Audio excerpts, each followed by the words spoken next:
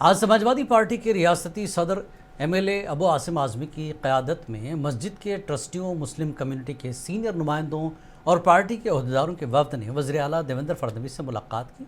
अबू आसिम आज़मी ने कहा कि मसाजिद में अजान के लिए लाउड स्पीकर का इस्तेमाल सुप्रीम कोर्ट के कवायद के मुताबिक किया जाता है, लेकिन कुछ नफरत फैलाने वाले जानबूझकर पुलिस और इंतज़ामिया पर दबाव डालकर मसाजिद से लाउड स्पीकर हटाने की कोशिश कर रहे हैं।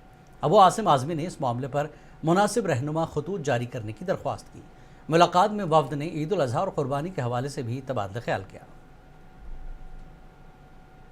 आज हमारी मुलाकात आदरणीय चीफ मिनिस्टर देवेंद्र फडणवीस साहब से हुई और बड़ी बेचैनी है लोगों के अंदर कि पुलिस जाकर के खुद पब्लिक के बीच में मस्जिदों में जाकर के माइक उतरवा रही है और एक लंबा फाइन भी मार रही है।